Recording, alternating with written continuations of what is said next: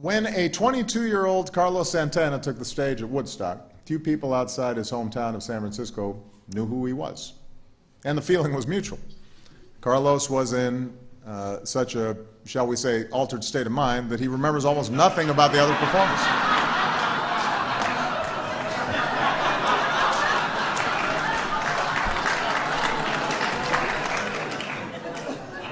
He thought the neck of his guitar was an electric snake.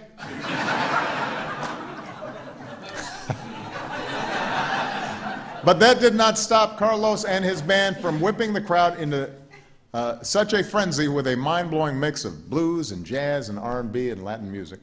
They'd never heard anything like it. And almost overnight, Carlos Santana became a star.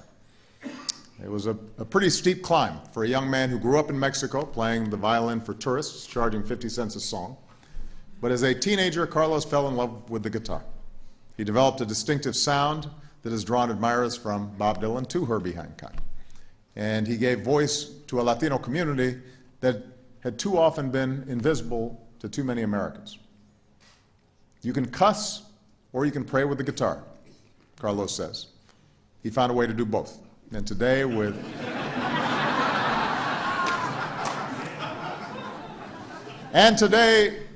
10 Grammys under his belt, Carlos is considered one of the greatest guitarists of all time. And he's still attracting new fans. Back in 2000, his album Supernatural beat out Britney Spears and the Backstreet Boys to get to the #1 on the charts. Kids were listening to Carlos who hadn't even heard of Woodstock.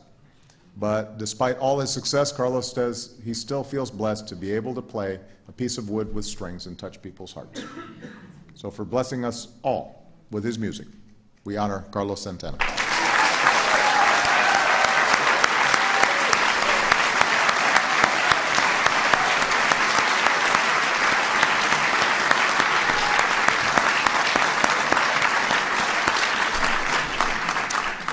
Now, when you first become president, one of the questions that people ask you is, what's really going on at Area 51?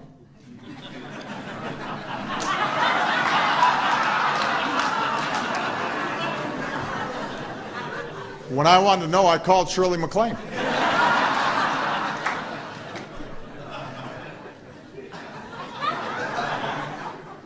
I think I just became the first president to ever publicly mention Area 51. How's that, Shirley?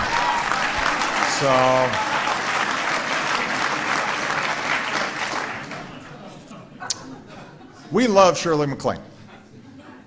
She's unconventional, and that makes her incomparable.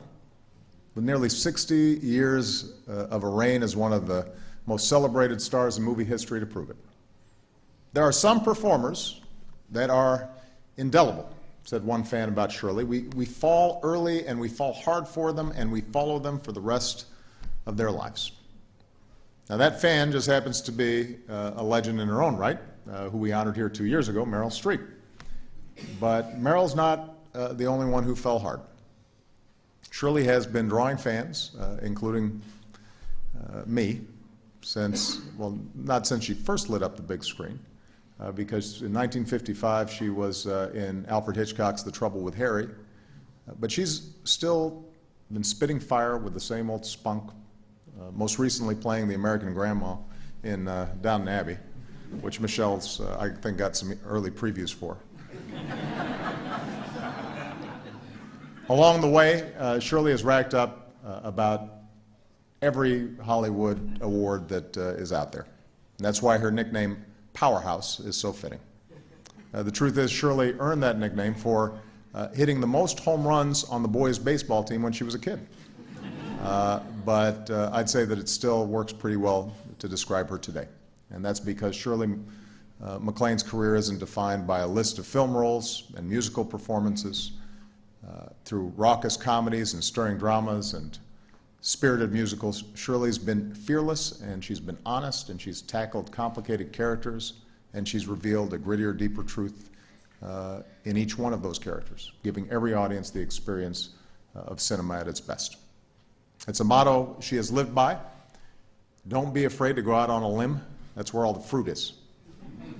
For her risk-taking, for her theatrical brilliance, for her limitless capacity for wonder, we honor this American powerhouse, Ms. Shirley MacLaine.